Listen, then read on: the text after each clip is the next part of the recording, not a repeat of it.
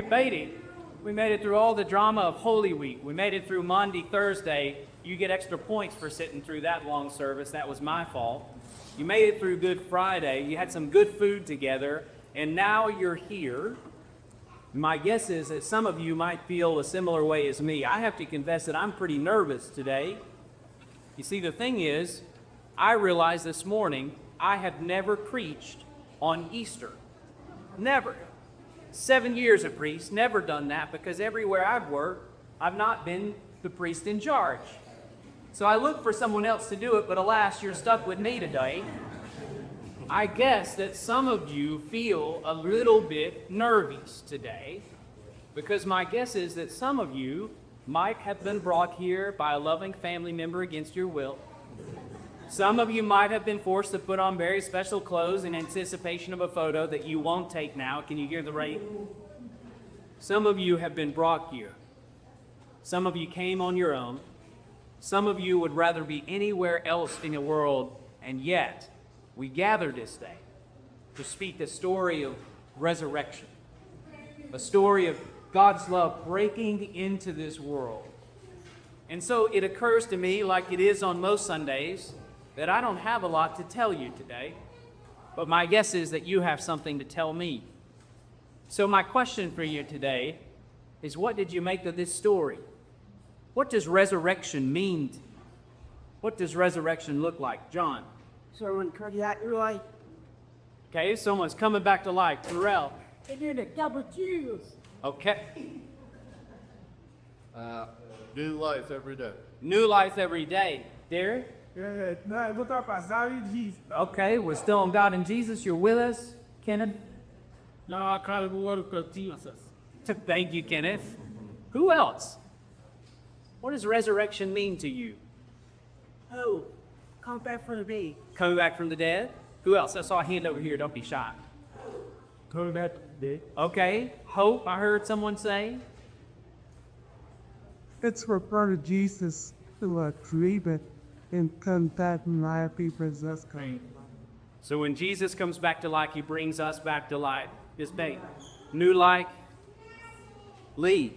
Not recognizing the good things that are around us. Not recognizing the good things. Okay, those things that are around us. What else? Yeah, Joey. Say that again, John. Yeah. Right. But if you feel that he just back, Jesus Christ has come back. That's right. That's Bella. Saying. they're like, oh. Here's the thing about the Easter story. It's a little confusing. It's a little fantastical. Thanks to Riley for reminding me of that this morning. Riley told me a story about a friend who's got some questions about church and about faith. And she told me the story about how we struggle sometimes with those questions that we bring. Because the truth is that sometimes the Bible sounds pretty fantastical. The gospel certainly does today. Now, I'm the priest telling you the gospel sounds pretty fantastical today, doesn't it? Yeah. Have you known anyone that has come back from life, from death to life? Have you met any of those people? I certainly haven't. So this is a story today that invites us to think more deeply about how we interact with our God. And it's an important story. I want you to note some details in this story. We think all sorts of things about the Bible, but who did Jesus speak to first? Mary. Therefore, Mary is the first disciple, woman, a friend of Jesus, someone who had been with him the whole way, someone who lived in a time where her voice would have, at the best, been put in the back seat, are told to be quiet. Jesus chooses this woman to speak to. And something important happens there. I want you to know all the times that we talk about not being afraid in the Bible, did you hear that today? Did you hear that instruction? No. Mary was not afraid, friends. Mary came in humility to do what any woman would have done in that time. Her friend had died. A person she loved had died. And she came to gather and prepare his body for what was next, to pour out expensive perfumes, things that fill the room with smell, sort of like I did this morning. Sorry about that. Something to remind us, even if it makes you cough a little bit, that something is happening here, and it is deep, and it is real, and it is human. She came to do the work no one else wanted to do. And when she showed up, she didn't find what she expected from the death that she anticipated. She found something new. That's the gift for us. She wasn't afraid. She was simply doing what she knew was right for the people that she loved.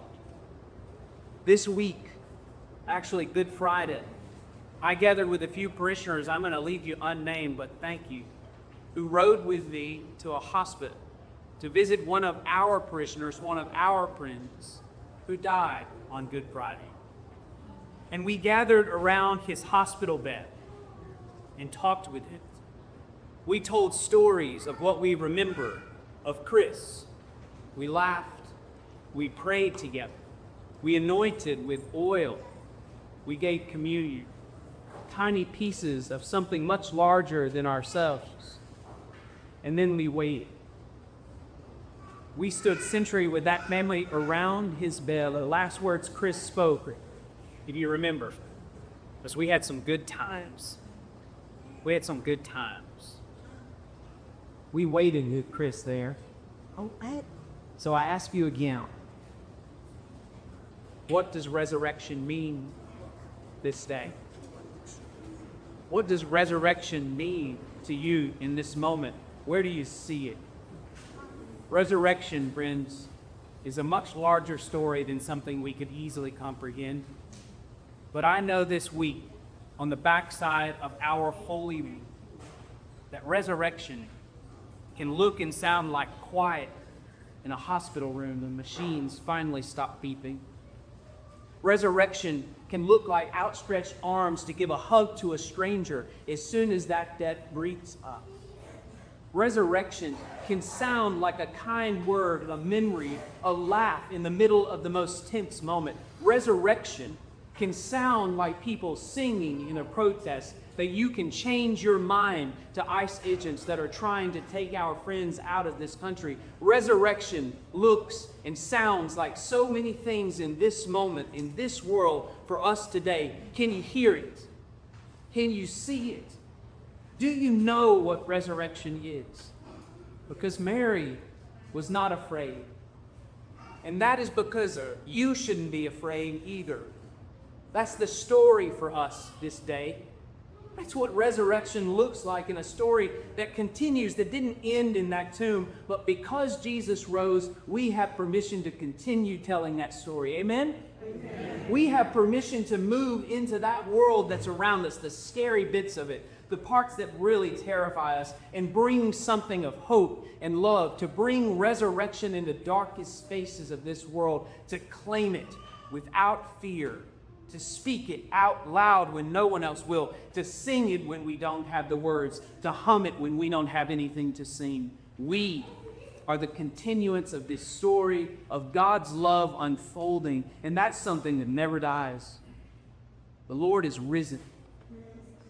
The Lord is risen. Amen.